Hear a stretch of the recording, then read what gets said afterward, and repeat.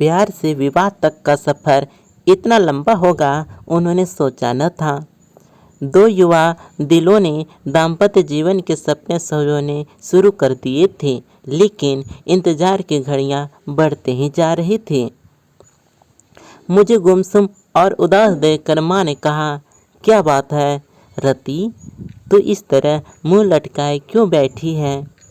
कई दिन से मनोज का भी कोई फ़ोन नहीं आया। दोनों ने आपस में झगड़ा कर लिया क्या? नहीं माँ, रोज रोज क्या बात करें। कितने दिनों से शादी की तैयारी कर रहे थे, सब व्यर्थ हो गई। यदि मनोज के दादाजी की मौत न हुई होती तो आज तेरी शादी को 15 दिन हो चुके होते। वह काफ़ी बूढ़े थे। 13वीं के बाद शादी हो सकती थी, पर तेरी ससुराल वाले बड़ी दकियानुसी विचारों के हैं। कहते हैं कि साये नहीं हैं। अब तो 5-6 महीने बाद ही शादी होगी। हमारी तो सब तैयारी व्यर्थ हो गई। शादी के कार्ड बढ़ चुके थे। फंक्शन हॉल को, कैटर्स को, सजावट करने वालों को और भी कई लोगों को एडवांस पेमेंट कर चुके थे। 6 महीने शादी सरकनाने से अच्छा खासा नुकसान हो गया है। इसी बात से तो मनोज बहुत डिस्टर्ब है माँ, पर कुछ कह नहीं पाता। बेटा, हम भी कभी तुम्हारी उम्र के थे। तुम दोनों के एहसास को समझ सकते हैं, पर हम चाह कर भी कुछ नहीं कर सकते। मैंने तो तेरी सास से कहा भी था कि साय नहीं है तो क्या हुआ, अच्छे काम के लिए सब दिन शुभ होते हैं। अब हमें शादी कर देनी चाहिए। मेरा इतना कहना था कि वह तो भड़क गई और कहने लगी, आपके लिए सब दिन शुभ होते होंगे, पर हम तो सायों में भरोसा करते हैं। हमारा इकलौता बेटा है। हम अपनी तरफ से पुरानी मान्यताओं को अनदेखा कर मन में कोई वहम पैदा नहीं कर सकते। रति सोचने लगी कि मम्मी इससे ज़्यादा क्या कर सकती है और मैं भी क्या करूं। मम्मी को कैसे बताऊं कि मनोज क्या चाहता है। नर्सरी से इंटर तक हम दोनों साथ साथ पढ़े थे, किंतु दोस्ती इंटर में आने के बाद ही हुई थी। इंटर के बाद मनोज इंजीनियरिंग करने चला गया और मैंने बीएससी में दाखिला ले लिया था।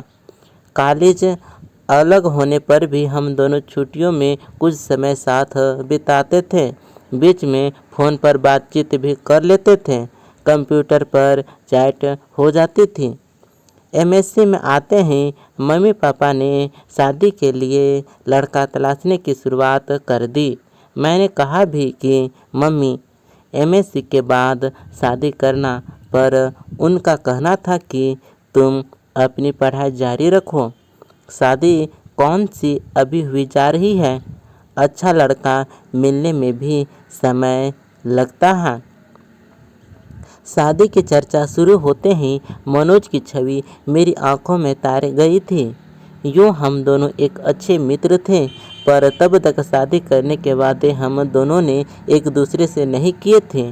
साथ मिलकर भविष्य के सपने भी नहीं देखे थे, पर मम्मी द्वारा शादी की चर्चा करने पर मनोज का ख्याल आना, क्या इसे प्यार समझूं? क्या मनोज भी यही चाहता है? कैसे जानूं उसके दिल की बात। मुलाकात में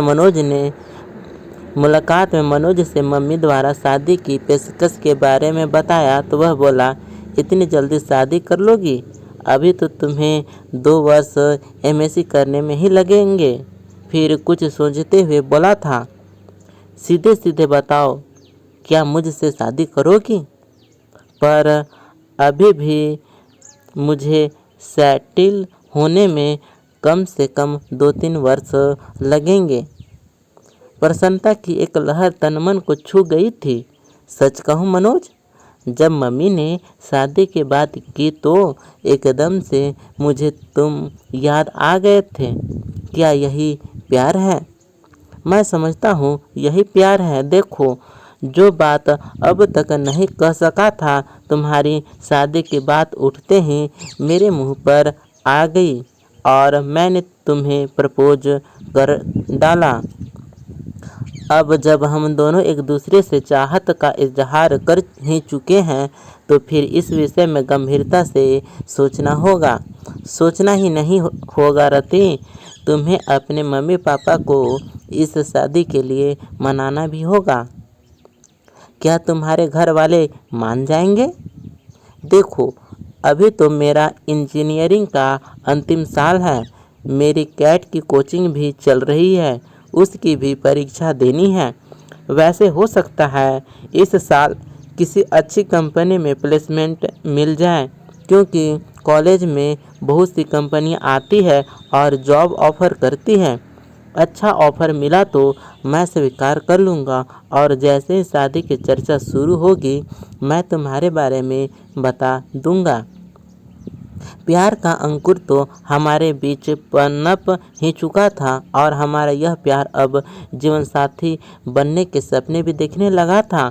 अब इसका जिक्र अपने अपने घर में करना जरूरी हो गया था। मैंने मम्मी को मनोज के बारे में बताया तो वह बोली, वह अपनी जाति का नहीं है। यह कैसे हो सकता है? तेरे पापा तो बिल्कुल नहीं मानेंगे। क्या मनोज के माता पिता तैयार हैं? अभी तो इस बारे में उसके घर वाले कुछ नहीं जानते। फाइनल परीक्षा होने तक मनोज को किसी अच्छी कंपनी में जॉब का ऑफ़र मिल जाएगा और रिजल्ट आते ही वह कंपनी ज्वाइन कर लेगा। उसके बाद ही वह अपने मम्मी पापा से बात करेगा। क्या ज़रूरी है कि वह मान ही जाएंगे? मम्मी, मुझे पहले आपकी इजाज़त चाहिए। यह फैसला मैं अकेले कैसे ले सकती हूँ? तुम्हारे पापा से बात करनी होगी। उनसे बात करने के लिए मुझे हिम्मत जुटानी होगी। यदि पापा तैयार नहीं हुए तो तुम क्या करोगी? करना क्या है मम्मी? शादी होगी तो आपके आशीर्वाद से ही होगी, वरना नहीं होगी। इधर मेरे एमएससी फाइनल शुरू हुआ, उधर इंजीनियरिंग पूरी होते ही मनोज को एक बड़ी कंपनी में अच्छा स्टार्ट मिल गया था और यह भी करीब करीब तय था कि भविष्य में कभी भी कंपनी उसे यूएस भेज सकती है। मनोज के घर में भी शादी की चर्चा शुरू हो गई थी। मैंने मम्मी को जैसे तैसे मना लिया था और मम्मी ने पापा को, किंतु मनोज की मम्मी इस विवाह के लिए बिल्कुल तैयार नहीं थी। इस फैसले से मनोज के घर में तूफान उठ खड़ा हुआ था। उसके घर में पापा से ज़्यादा उसकी मम्मी की चलती है। ऐसा एक बार मनोज ने ही बताया था। मनोज ने भी अपने घर में ऐलान कर दिया था कि शादी करूँगा तो रति से, वरना किसी से नहीं। आखिर मनोज के बहन बहनोई ने अपनी तरह से मम्मी को समझाया था। मम्मी, आपकी यह जिद मनोज को आपसे दूर कर देगी। आजकल बच्चों की मानसिक स्थिति का कुछ पता नहीं चलता कि वह कब क्या कर बैठे। आज के ही अखबार में समाचार है कि माता पिता की स्वीकृति न मिलने पर प्रेमी प्रेमिका ने आत्महत्या कर ली। वह दोनों बालिग हैं। मनोज अच्छा कमा रहा है। वह चाहता तो अदालत में शादी कर सकता था, पर उसने ऐसा नहीं किया और आपकी स्वीकृति का इंतज़ार कर रहा है। अब फैसला आपको करना है। मनोज के पिता ने कहा था, बेटा, मुझे तो मनोज की इस शादी से कोई एतराज़ नहीं है। लड़की पढ़ी लिखी है, सुंदर है, अच्छे परिवार की है और सबसे बड़ी बात मनोज को पसंद है। बस हमारी जाति की नहीं है तो क्या हुआ, पर तुम्हारी मम्मी को कौन समझाए? जब सब तैयार है तो मैं ही उसकी दुश्मन हूँ क्या? मैं ही बुरी क्यों बनूँ? मैं भी तैयार हूँ। मम्मी का इरादा फिर बदले इससे पहले ही मंगनी की रस्म पूरी कर दी गई थी। तय हुआ था कि मेरी एमएससी पूरी होते ही शादी हो जाएगी। मंगनी हुई 1 साल हो चुका था। शादी की तारीख भी तय हो चुकी थी। मनोज के बाबा की मौत न हुई होती तो हम दोनों अब तक हनीमून मनाकर कुल्लू मनाली शिमला से लौट चुके होते और 3 महीने बाद मैं भी मनोज के साथ अमेरिका चली जाती। पर अब 6-7 महीने तक साय नहीं है, अतः शादी अब तभी होगी, ऐसा मनोज की मम्मी ने कहा है। पर मनोज शादी के टलने से खुश नहीं है। इसके लिए अपने घर में उसे खुद ही बात करनी होगी। हाँ, यदि मेरे घर से कोई रुकावट होती तो मैं उसे दूर करने का प्रयास करती, पर मैं क्या करूं? माना कि उसके भी कुछ जज्बात हैं। 4-5 वर्षों से हम दोस्तों की तरह मिलते रहे हैं, प्रेमियों की तरह साथ साथ भविष्य के सपने भी बुनते रहे हैं, किंतु मनोज को कभी इस तरह कमज़ोर होते नहीं देखा। यद्यपि उसका बस चलता तो मंगनी के दूसरे दिन ही वह शादी कर लेता, पर मेरा फाइनल साल था, इसलिए वह मन महसूस कर रह गया। प्रतीक्षा की लंबी घड़ियां हम कभी मिलकर कभी फ़ोन पर बात करके काटते रहे। हम दोनों बेताबी से शादी के दिन का इंतज़ार करते रहे। दूरी सहन नहीं होती थी। साथ रहने व एक हो जाने की इच्छा बलवती होती जाती थी। जैसे जैसे समय बीत रहा था, सपनों के रंगीन समुंदर में गोते लगाते दिन मंजिल की तरफ बढ़ते जा रहे थे। शादी के 10 दिन पहले हमने मिलना भी बंद कर दिया था कि अब एक दूसरे को दूल्हा दुल्हन के रूप में ही देखेंगे। पर विवाह के 7 दिन पहले बाबा जी की मौत हमारे सपनों के महल को धराशायी कर गई। बाबा जी की मौत का समाचार मुझे मनोज ने ही दिया था और कहा था बाबा जी को भी अभी ही जाना था। हमारे बीच फिर अंतहीन मरुस्थल का विस्तार है। लगता है अब अकेले ही अमेरिका जाना पड़ेगा। तुमसे मिलने तो मेरी तृष्णा बन गई है। 13वीं के बाद हम दोनों गार्डन में मिले थे। वह बहुत भावुक हो रहा था। रद्दी, तुमसे दूरी अब सहन नहीं होती। मन करता है तुम्हें लेकर अनजान जगह पर उड़ जाऊं, जहां हमारे बीच न समाज हो, न परंपराएं हो, न ये रीति रिवाज हो।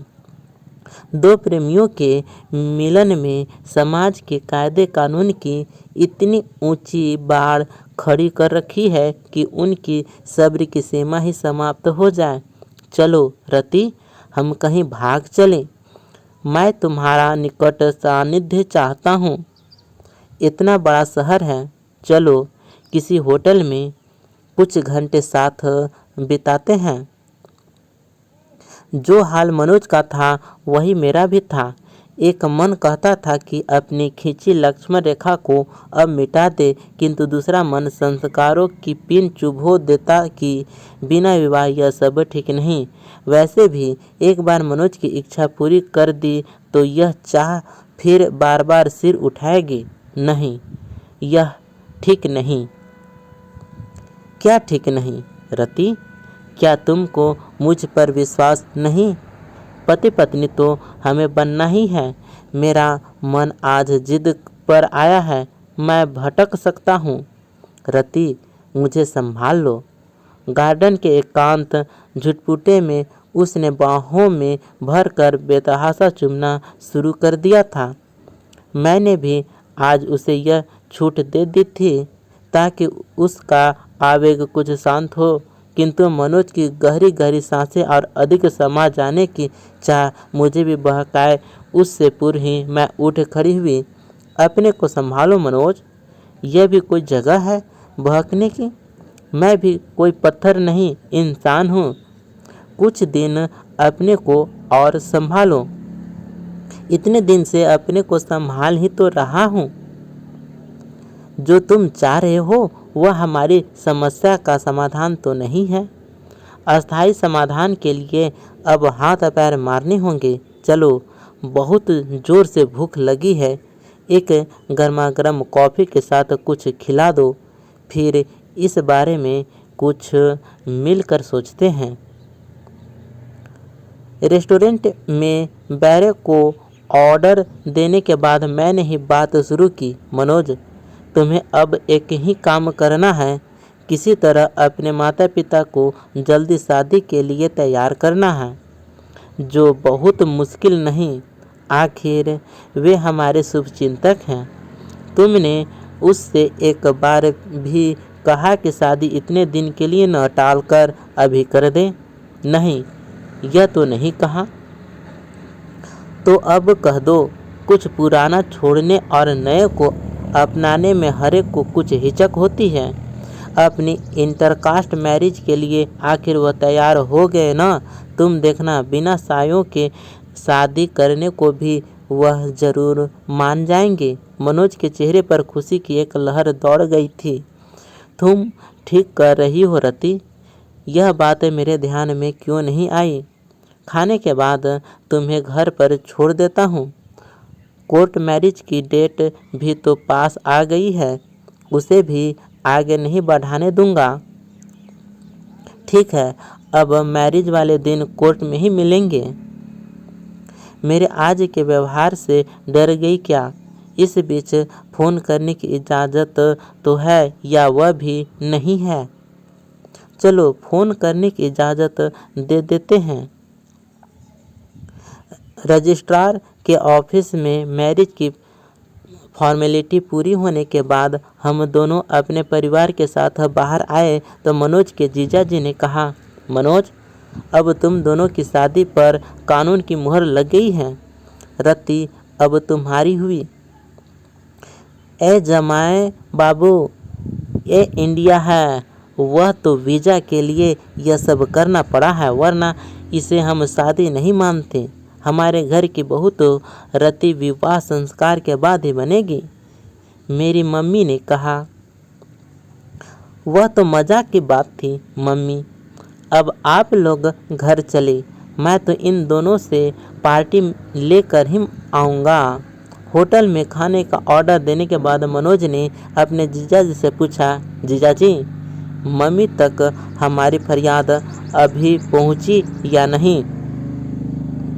साले साहब, क्यों चिंता करते हो, हम दोनों हैं ना तुम्हारे साथ। अमेरिका आप दोनों साथ ही जाओगे।